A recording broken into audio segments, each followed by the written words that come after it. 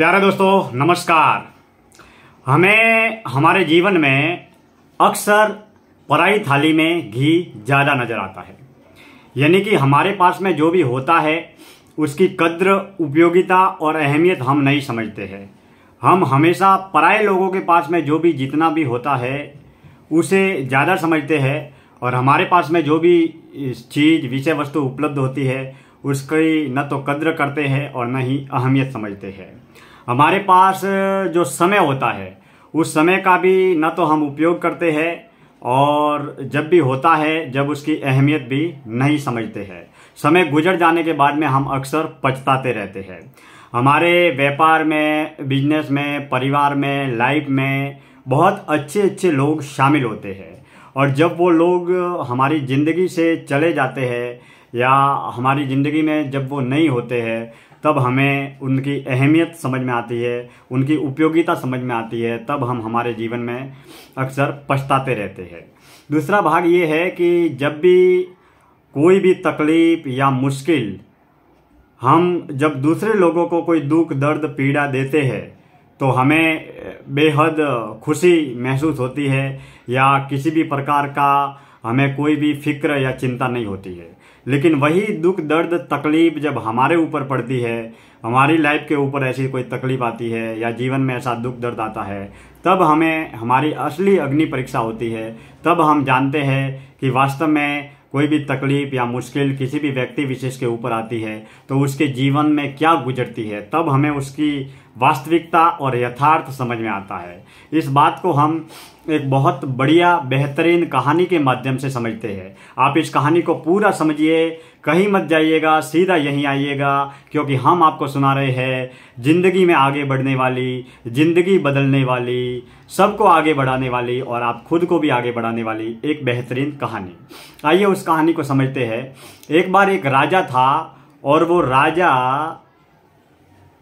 एक कुत्ते के साथ में एक नाव में सफर कर रहा था। सफर करते वक्त वहां पर बहुत सारे नाव में यात्री भी थे और कुत्ता भी था, वो राजा भी था। लेकिन नाव में सफर करते वक्त वो कुत्ता पहली बार नाव में सफर कर रहा था। इसके लिए वो बहुत डरा हुआ था, सहमा हुआ था और अपने आप को बहुत ही असहज महसूस कर रहा था। जैसे ही वो कुत्ता नाव में बैठा तो डर रहा था, उधर उधर दौड़ रहा था, भाग रहा था, भौंक रहा था। इसकी वजह से नाव में बहुत सारे यात्री भी परेशान थे, नाव को चलाने वाला भी परेशान था, वो राजा भी बेहद गुस्से में था और आकुल व्याकुल था कि ये कुत्ता बार बार हैरान और परेशान कर रहा है। अगर ज़्यादा ही उछल कूद करेगा और ज़्यादा ही नाव में इधर इधर दौड़ेगा, भागेगा तो नाव भी डूब जाएगी, कुत्ता भी डूबेगा और हम भी डूब जाएंगे।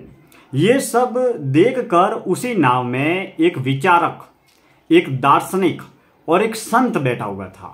वो संत उस कुत्ते की तमाम हरकतों को गहरी चिंतन से उसे देख रहा था। तब उसने कहा कि राजा जी, अगर आपकी आज्ञा हो तो मैं उस कुत्ते को बिल्कुल भीगी बिल्ली जैसा एकदम शांत कर सकता हूँ। तो राजा ने कहा कि बिल्कुल, ये तो बहुत अच्छा होगा कि हम नाव में बेहद आसानी से सफ़र भी कर पाएंगे।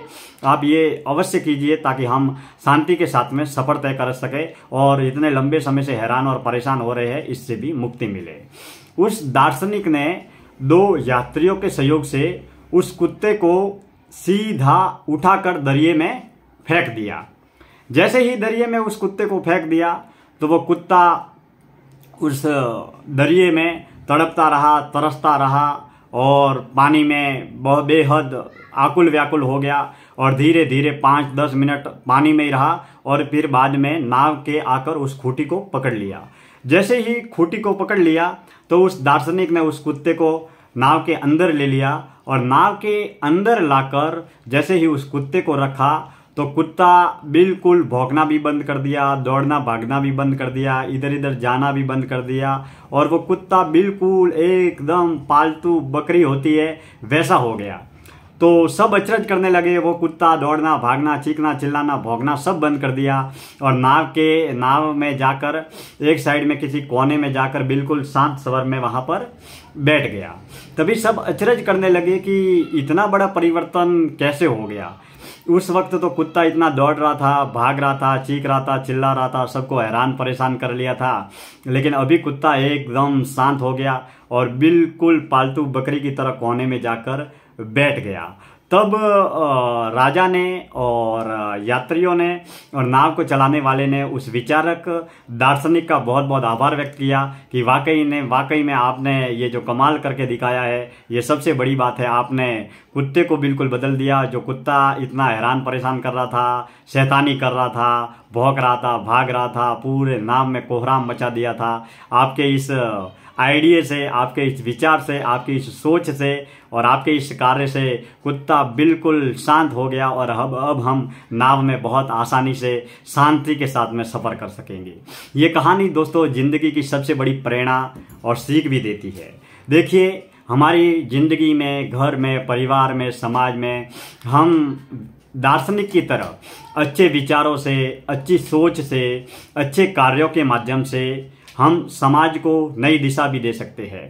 धन से हम समाज को नहीं बदल सकते, क्योंकि धन से केवल सुविधा मिल सकती है। लेकिन जिस वक्ता के पास में, जिस विचारक के पास में, जिस चिंतक के पास में या जिस दार्शनिक के पास में अच्छे विचार होते हैं, अच्छी सोच होती है, वो सोच, विचार, वाणी और कर्म के माध्यम से समाज के हजारों लाखों लोगों को बदलने का बहुत बड़ी शक्तिशाली हथियार रखता है, क्योंकि उसके पास में वाणी होती है, विचार होते हैं। तो हम भी समाज में अच्छे वक्ता बने, अच्छे श्रोता बने और अच्छे विचारक बने, ताकि हमारी वाणी और विचारों के माध्यम से समाज के लोग बदले, जीवन में आगे बढ़े और कुछ अच्छा करके दिखाए, कुछ अच्छा बन के दिखाए।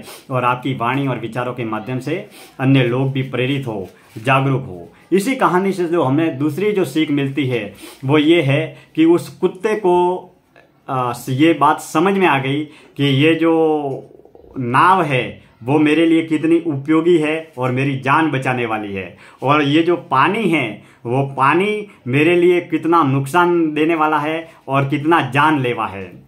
तो इसी तरीके से हम भी हमारी ज़िंदगी में जो भी चीज़ें, व्यक्ति, वस्तु, विषय, पदार्थ जब भी होते हैं, तब हम उसकी कीमत और अहमियत नहीं समझते हैं, और जब वो लोग हमारी ज़िंदगी से निकल जाते हैं तब उनकी कीमत और अहमियत समझ में आती है। इसी कहानी से एक शिक्षा ये भी मिलती है कि हम जब अन्य लोगों को, हमारे घर में, परिवार में, समाज में, व्यापार में अन्य लोगों को जब तकलीफ देते हैं तो हमें हमारी अकल ठिकाने नहीं आती है, या ऐसा कहे कि हमें समझ में नहीं आता है। लेकिन वही हाल और हालात जब हमारे ऊपर गुजरते हैं तब हमें एहसास और अनुभव होता है कि तकलीफ़ें, मुश्किलें, दुख, दर्द, कष्ट क्या होता है। वो ठीक उसी कुत्ते की तरह कि जब कुत्ता अन्य लोगों को जब भौंक कर, दौड़ कर, उधर उधर नाव में दौड़ कर यात्री को परेशान कर रहा था, राजा को भी परेशान कर रहा था, सभी को परेशान कर रहा था, तब उस कुत्ते को बिल्कुल मालूम नहीं था कि मेरे इन हरकतों की वजह से इस नाव में बैठे हुए सारे के सारे लोग, यात्री सारे हैरान और परेशान हो रहे हैं। लेकिन जैसे ही उसको दरिया में डाला तो उसे समझ में आया कि वास्तव में जब अपने ऊपर जब तकलीफ पड़ती है या अपने ऊपर कोई भी गुजरती है तब हमारे ऊपर क्या बीतती है। ये ज़िंदगी में हमेशा सीख लेने वाली कहानी है। तो हमें भी समाज को आगे बढ़ाने के लिए अच्छा प्रयास करना चाहिए, हमेशा खुश रहना चाहिए और खुशियाँ बांटनी चाहिए। हम ऐसी प्रेरक कहानियाँ और अच्छे अनुभवों को लेकर आप मिलते रहेंगे।